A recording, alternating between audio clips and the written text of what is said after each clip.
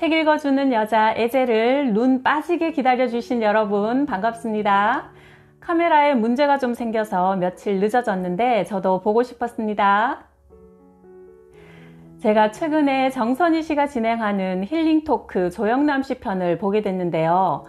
예수님은 가장 매력적인 분이다 라고 고백하시면서 찬양을 부르시는 모습이 아주 인상적이고 은혜로웠습니다. 그래서 이분이 쓰신 책을 찾아보니까 20대의 신앙 고백을 담은 놀맨이란 책이 참 재밌더라고요. 우리 한국교회의 지나온 발자취도 함께 엿볼 수 있어서 제가 오늘 한번 읽어드릴게요. 나는 꽃다운 나이인 29부터 30 중반까지 7년을 미국에서 보냈다. 운이 좋았다. 김장환 목사님은 나의 미국 생활을 가능하게 해주신 분이다. 그분 덕택에 나는 바깥 세상 구경을 신나게 할 수 있었다. 내가 군에 입대하고 나서부터 목사님은 내 군대 상사들로부터 정식 허가를 받고 나를 각종 전도대회의 독창자로 활용했다. 나는 김장환 목사님의 똑 부러지고 쉽고 재밌는 새로운 스타일의 설교에 반했고 목사님은 내 노래 실력에 마음이 끌렸던 것이다. 김 목사님은 일찍부터 미국에서 공부를 마친 사람이라 사실상 반은 미국 사람이나 마찬가지였다. 수원에 있는 목사님 사택에 들렀을 때 나는 깜짝 놀랐다. 사모님이 코가 큰 미국 여자였다. 더 놀라운 것은 미국 사모님이 우리말을 수원 사투리까지 너무도 또렷하게 구사한다는 점이었다. 사모님 트루디 여사와는 미국에서 밥 존스 침례 신학대학을 다닐 때 만난 캠퍼스 커플이라고 하신다. 내가 김장환 목사님을 만날 무렵 나는 윤여정과 항시 붙어 다녔다. 내가 가는 곳에 윤여정이 있었고 윤여정이 가는 곳엔 내가 있었다. 그건 공식이었다.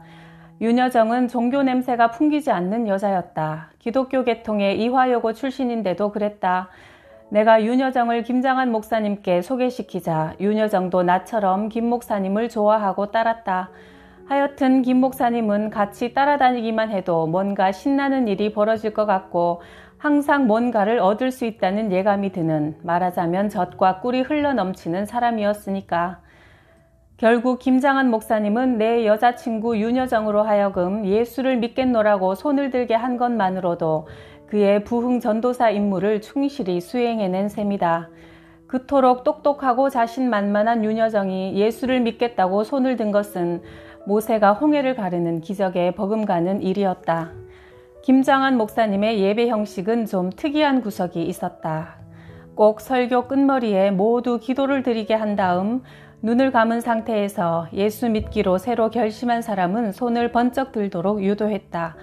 소위 이 결심의 시간이야말로 예배의 정점이었다.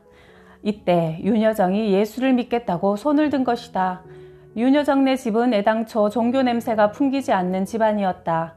홀어머니 한 분과 딸만 셋이 사는 여자만의 집이었지만 종교 같은 것 없이도 얼마든지 잘 살아가는 집안이었다. 그러니까 큰딸인 윤여정이 소위 예수쟁이로 둔갑한다는 것은 상상도 못할 노릇이었다. 게다가 나는 그때 윤여정한테 뭔가 심하게 못된 행동을 하는 바람에 윤여정이 김 목사님을 찾아가서 예수를 믿는다는 조영남이 겨우 저 정도라면 나는 차라리 예수를 안 믿겠습니다. 라는 기상천외한 발언을 했다는 사실을 알고 있었다. 여러 정황으로 봐서 윤여정이 예수를 믿는다는 것은 해가 서쪽에서 뜨는 것과 비슷했다. 그러나 나는 그 기적을 내 눈으로 직접 보았다. 내가 소위 결심의 순간에 김 목사님 바로 옆에서 백그라운드용 찬송가를 하염없이 부르고 있는데 이게 웬일인가? 옆좌석에 앉아있던 윤여정이 예수를 믿겠다고 손을 번쩍 들고 앞으로 나가는 게 아닌가? 나는 익히 알고 있었다. 그녀는 한 번 한다면 정말로 하는 여자라는 것을. 김장환 목사님과의 접선 이후 나와 윤여정은 차츰 예수를 믿는 청년의 몸가짐을 갖게 되었다. 내 경우는 우선 술을 덜 마시게 되었고 정신도 맑아지는 듯했다.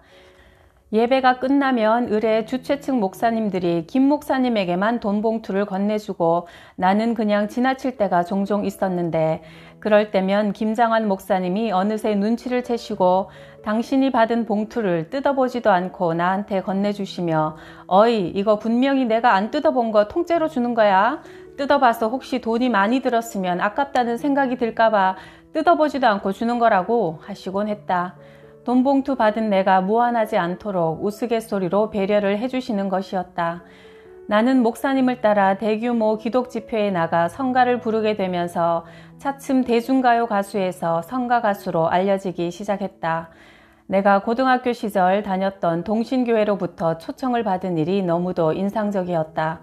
왜냐하면 그 옛날 도둑 누명을 쓰고 교회를 뛰쳐나오면서 다시는 예수도 안 믿고 교회를 안 나가겠다고 홧김에 맹세했던 교회였는데, 그러나 동신교회는 나를 성공한 성가가수로 돌아온 탕화로 따뜻하게 맞아주었다. 교회뿐만이 아니라 장로교 신학대학이나 감리교 신학대학, 연세대 채플 등에도 정식으로 초대를 받아 보통 1시간가량 성가도 부르고 소위 간증의 시간도 갖게 되었다. 말하자면 나는 새끼 전도사나 새끼 부흥사의 자격을 부여받게 된 것이다. 사실 나는 따지고 보면 기타라는 악기를 교회 안으로 끌어들인 한국 최초의 인물인 셈이다. 원래가 기타라는 악기는 그때나 지금이나 일반 대중이 즐기는 품격 낮은 악기로 인식되어 왔다. 그러므로 경건한 예배 형식에 익숙해 있던 한국 교회에서 기타를 치면서 동시에 성가를 부른다는 것이 거의 불가능한 일이었다. 요즘엔 교회에서도 기타를 치면서 성가를 부르는 일이 일반화되었지만, 오늘날 이렇게 기타라는 대중적인 악기가 한국 교회의 설교단 위까지 올라갈 수 있기까지는 당시 경동 감리교회의 강원용 목사님의 역할이 컸다. 60년대 말 경동교회에 초대를 받은 송창식, 윤영주, 나도 처음에는 어리둥절했다. 그래서 우리는 되물었다. 진짜 우리더러 설교단 위에서 기타를 치며 노래를 부르라는 건가요? 강원용 목사님의 대답은 단호했다. 기타라는 악기는 어차피 대중에게 가장 사랑받는 악기로 굳어졌다. 낡은 관습에 젖은 교회가 기타라는 악기를 수용하든 안 하든 간에 사람들은 기타를 치면서 교회에서도 노래 부르기 마련이다. 그것은 세계적인 추세다. 기타를 수용하는 편이 젊은이들을 교회로 끌어들일 수 있는 효과적인 전도 방법일 수도 있다. 내가 책임질 테니 기타를 치든 꽹과리를 치든 재량껏 음악 실력을 발휘하라.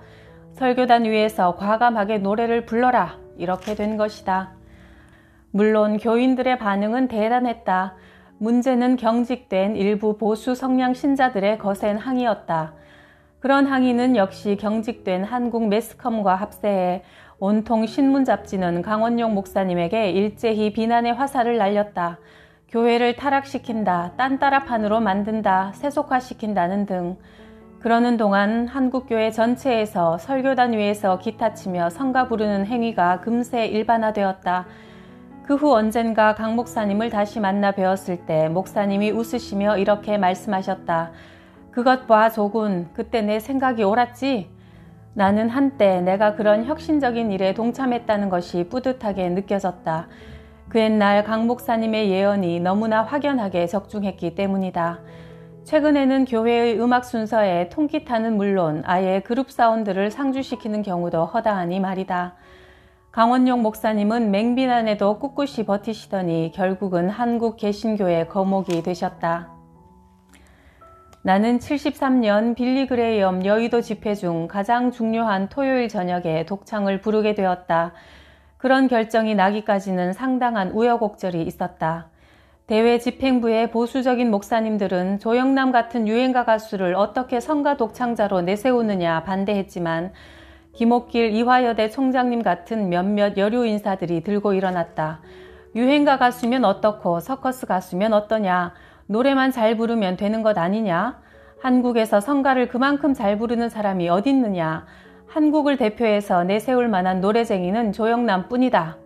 나는 자랑스럽게 여성들의 지원을 등에 업고 빌리 그레이엄 한국 전도 집회의 유일한 한국 독창자로 발탁된 것이다. 73년 어느 싸늘한 토요일 오후 나는 미리 여의도 현장으로 가서 노래 연습을 한 차례 하고 같이 갔던 윤여정과 무대 뒤에서 대기하고 있었다. 늦은 오후가 되자 그야말로 인파가 밀물처럼 몰려오기 시작했다. 100만이 넘는 세계 최대의 전도 집회 인파였다. 순서에 의해 전속 독창 가수 베버리 쉐어가 노래를 부르고 이어서 빌리 그레이엄 목사가 통역관 김정한 목사를 대동하고 단상에 올랐다. 빌리는 키가 190쯤 되는 장신이라 김장한 목사님은 높이가 두세 뼘쯤 되는 상자를 놓고 그 위에 올라설 수밖에 없었다. 사실 빌리의 한국 전도 집회는 통역관의 역량의 성공 여부가 달려있다고 해도 과언이 아니었다. 그런데 김장한 목사님은 빌리 목사 이상의 호소력과 설득력 있는 통역을 해내서 누가 주인공인지 가늠할 수 없을 정도로 완벽하게 임무를 해냈다. 통역관의 탁월한 능력으로 영어권 집회 이상의 성공을 거둔 예는 지금까지 없었던 일이었다. 나는 김장한 목사님의 필사적인 지원에 힘입어 바야흐로 100만 인파 앞에서 성가를 불러야 하는 국면에 처한 것이다. 나는 그때 짧은 머리에 군복을 입은 말단 쫄병일 뿐이었다. 마치 골리앗 앞에 나서는 소년 다윗 같은 기분이었다. 73년도 빌리 그레이엄의 여의도 선교 집회는 확실히 굉장했다. 우선 집회에 참가한 사람 숫자가 세계 최대 규모였다. 그 전에 런던과 뉴욕에서 각각 7, 80일 동안 모인 수가 200만인데 한국에서 단 5일 동안에 300만 명이 모인 것이다. 가수에겐 청중의 숫자가 대단히 중요한 관건이다. 나는 100만 명이 넘는 군중 앞에서 노래한 한국 최초의 가수다. 전도 집회의 열기가 어찌나 뜨거웠던지 결심의 시간에는 수만 명의 인파가 손을 들고 빌리 그레이엄의 설교단 앞으로 나가 예수를 믿겠노라 맹세했다. 만약 그들이 그 다음 주일날 정말 아무 교회나 출석했다면 한국 교회가 모두 터져나갈 지경이 되었을 것이다. 김장한 목사님은 부흥 집회의 성공적인 통역 역할 때문에 아시아 지역을 리드하는 기독교 지도자로서 위치를 굳혔다. 또한 일개 유행가 가수 나부랭이인 나도 여의도 집회 이후 한국 기독교계의 대표 성가 가수로 데뷔하게 된 셈이다. 빌리는 기독교 국가인 세계 최강대국 미국의 자타공인 정신적인 대통령이었다. 그는 미국의 역대 대통령 아이젠하워, 케네디, 닉슨, 존슨, 포드, 카터, 부시 등과 절친한 친구였다. 좌우지간 내겐 그렇게 세계적으로 널리 알려진 인물과 가까이 알게 되었다는 것이 무한한 영광이었다. 전도대회가 끝나자 김 목사님이 나와 윤여정한테 또 새로운 미국인 부부 한 팀을 소개했다. 켄 앤더슨 씨는 빌리 그레이엄 전도대회를 영화로 찍다가 내 노래를 듣고 저 청년이 누구냐고 묻게 되었고 김 목사님은 거침없이 대답해 주었다. 조영남은 한국의 엘비스 프레슬리다. 그리고 윤여정은 그의 연인으로 TV 드라마 장희빈과 영화 환녀 등에서 주인공을 맡은 최고의 인기 탤런트며 영화배우다. 둘은 곧 결혼할 것이다. 앤더슨은 나와 윤여정을 미국으로 3, 4년간 데려다 놓고 영어를 숙달시킨 다음 아시아 시장을 겨냥한 종교 영화를 만들 계획이었다. 나는 물론 예스라고 대답했다. 윤여정의 눈치를 살필 거리가 없었다. 어린 시절의 윤여정은 조영남 오라버니의 말이라면 파트로 매주를 쓴데도 믿는 착한 소녀였다. 그리고 그때는 미국 가는 일이 출세를 보장하는 뜻이었으니 굴러 들어온 떡을 내가 놓칠 리 만무했다. 내가 군대에서 3년간 죽어있는 동안 나의 유일한 여자친구 윤여정은 벌써 대스타로 변해 있었다. 그녀는 더 이상 우리 앞에서 윤 잠깐이 아니었다. 초기에 단역으로 잠깐씩 비치다 사라져서 내가 윤 잠깐이라는 별명을 붙였는데 어느덧 그녀는 윤 쭉이 되었다.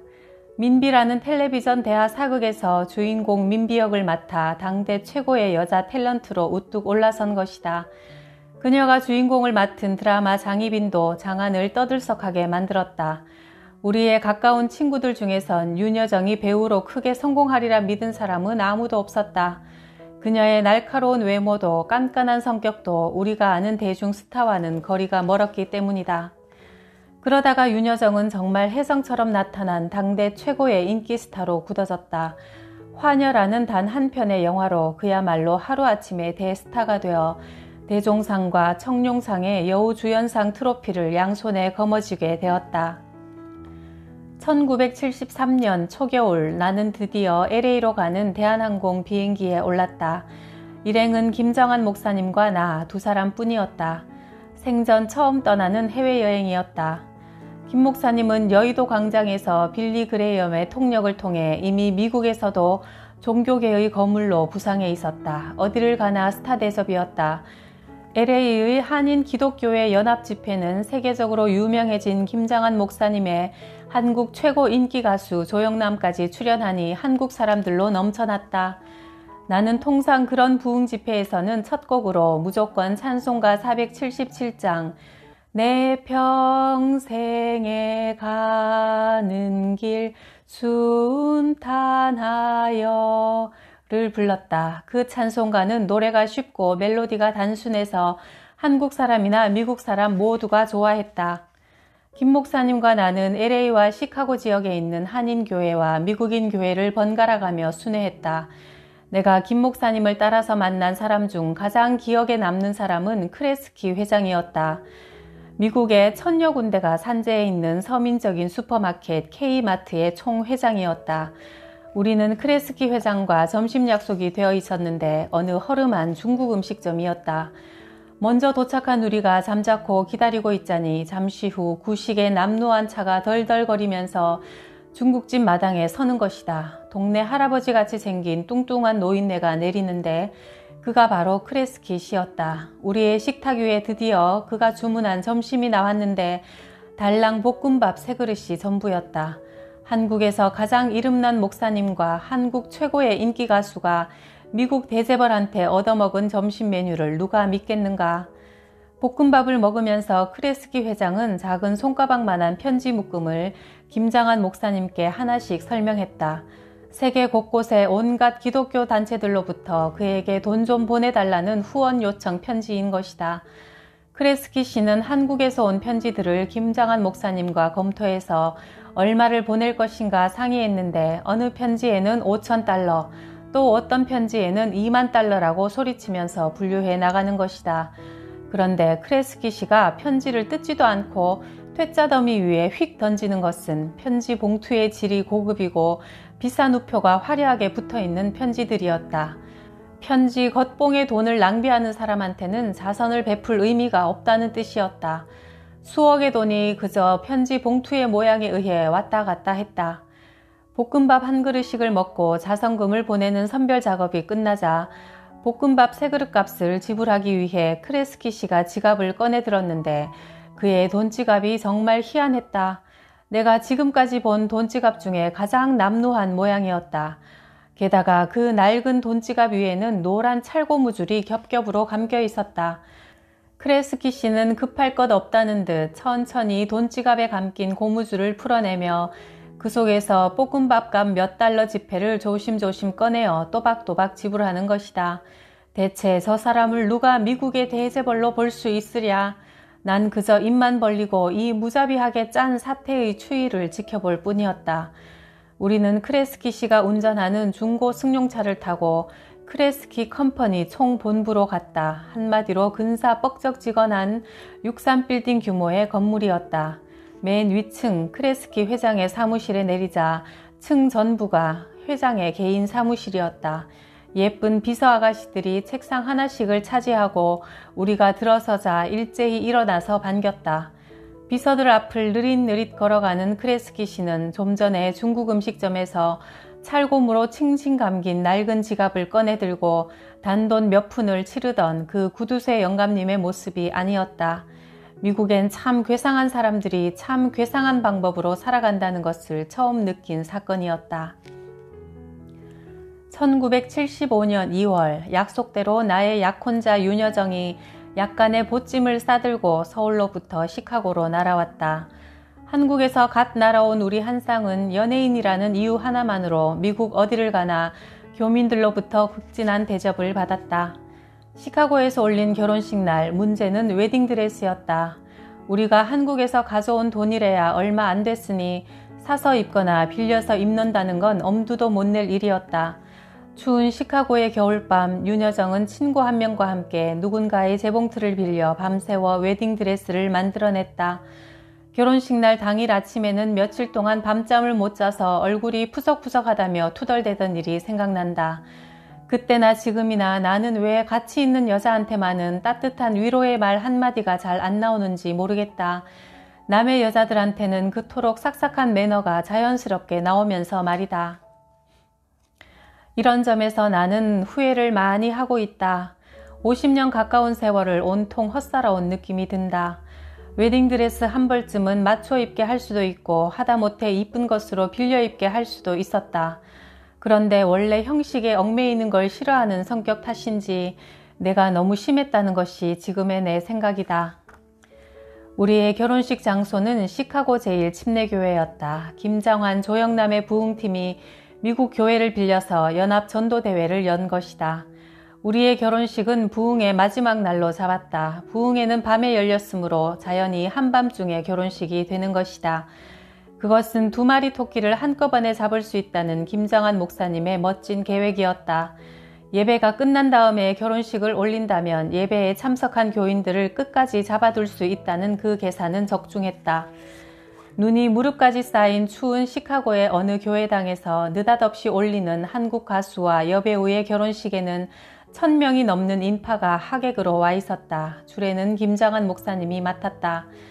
부흥 전도 예배가 끝나는 축도가 있자마자 계속해서 교회의 파이프 오르간에서는 웨딩 마치가 울려 퍼졌다.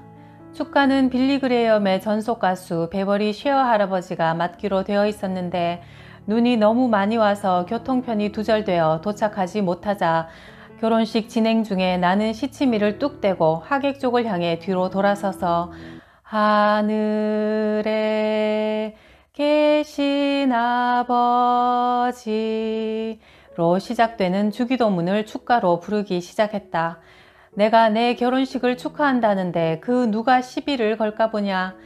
그날 나는 내 생애 최고의 주기도문을 불러 제꼈다. 그렇게 청아한 음성으로 그렇게 애절하게 부를 수가 없었다.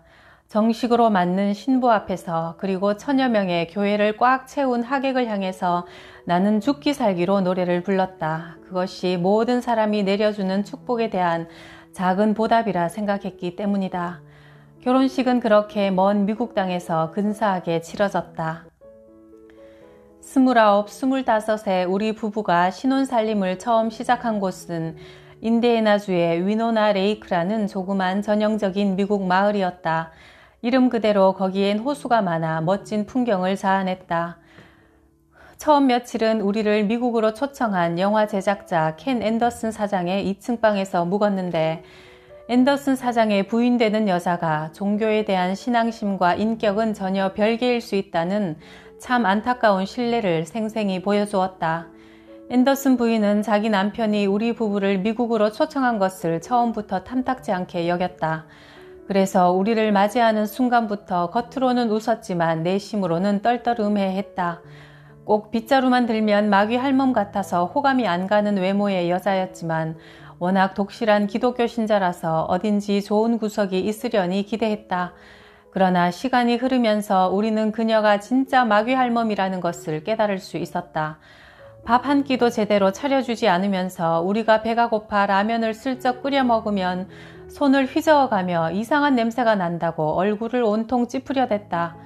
결정적인 것은 전화 사건이었다. 나도 그렇지만 특히 윤여정은 경우가 발라서 함부로 장거리 전화를 쓸 사람이 아니라 가까운 시카고 정도로 2번 썼는데 어느 날 며칠 집을 비우면서 전화를 두터운 접착 테이프로 더덕더덕 감아놓은 것이다.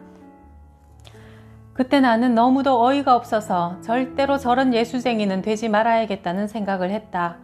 우리한테 장거리 전화를 삼가달라고 요청할 수도 있고 청구서에 명시가 되어 있으니 우리한테 내라고 할 수도 있는데 그 여자는 매일 성경책을 들여다보고 매주 교회 나가서 열심히 예배를 드리면서 우리와는 말 한마디 섞기도 싫다는 듯 테이프로 전화를 독려매고 집을 비운 것이다. 앤더슨 부인은 겉으로는 예수를 요란하게 믿어도 참 인간다운 삶을 살지 못할 수도 있다는 내 삐딱한 종교 철학을 갖게 하는데 결정적인 역할을 했다. 당시 디트로이트 침례신학교에 재학 중이던 이동원 전도사가 정규적으로 우리를 보러 왔다. 그는 내가 나중에 신학대학에 들어가는데 결정적인 역할을 한 사람이다. 이동원 전도사는 김장환 목사님 밑에서 수원 침례교회 부목사로 재직하다가 미국으로 유학을 왔는데 일찍부터 똑소리 나는 청년이었다. 그 옛날에도 김 목사님이 바쁠 때면 새파란 그가 통역을 했는데 영어 솜씨 또한 입을 쩍 벌리게 했다. 특히 그는 예수를 믿고 따르는 일에 사생결단을 낸 사람처럼 보였다.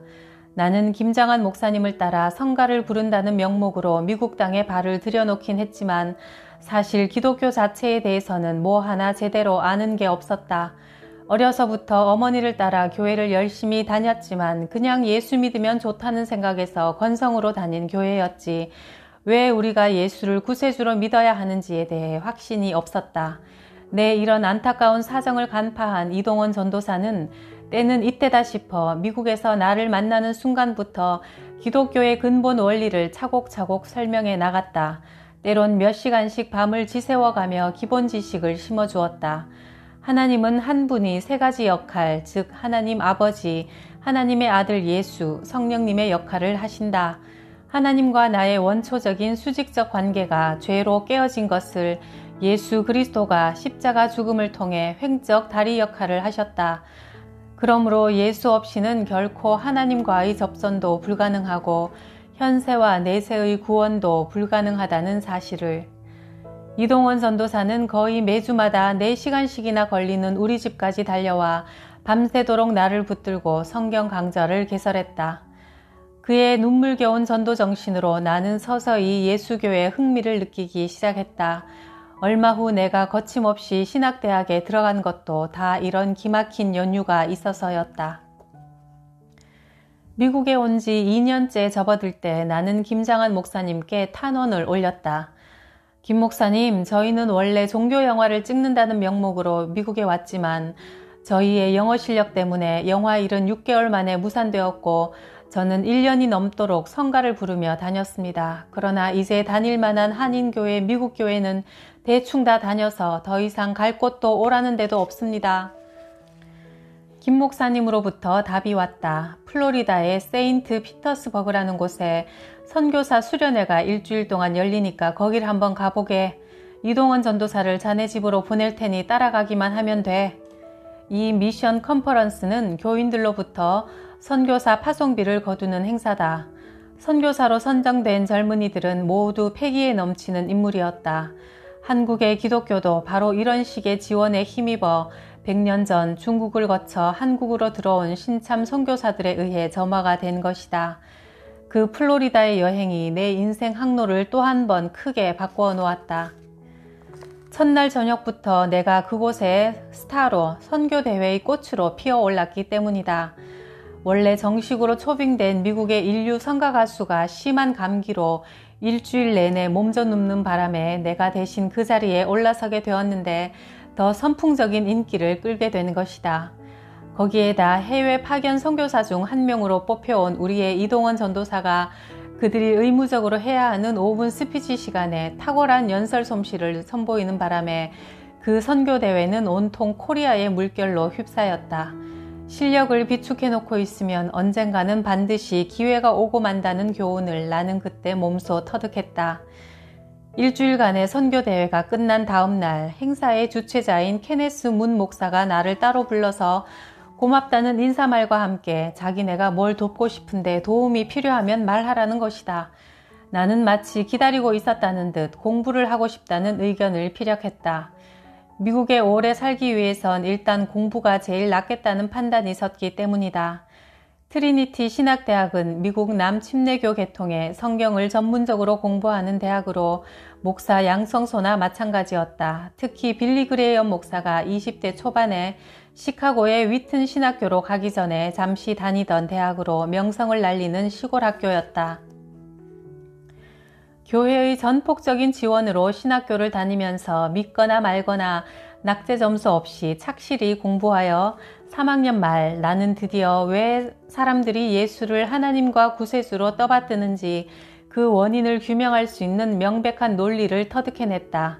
내 삶과 사고를 뒤바꾸는 획기적인 발견이요 득도였다. 다시 태어난다는 의미의 거듭남이라는 기독교적 용어가 적절히 어울릴 수 있는 쾌거였다. 내가 발견한 논리의 근거는 요한복음 28장에 나를 따르면 진리를 알게 되고 진리가 너희를 자유롭게 하리라는 예수님의 말씀에 있었다.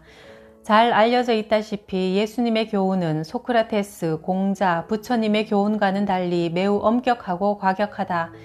예수님은 자기가 제시한 교훈, 즉 이웃을 자기 몸처럼 사랑할 것, 왼쪽 뺨을 때리면 오른쪽 뺨까지 내밀 것, 심지어 원수도 사랑할 것을 몸소 실생활에서 지켜나갔다.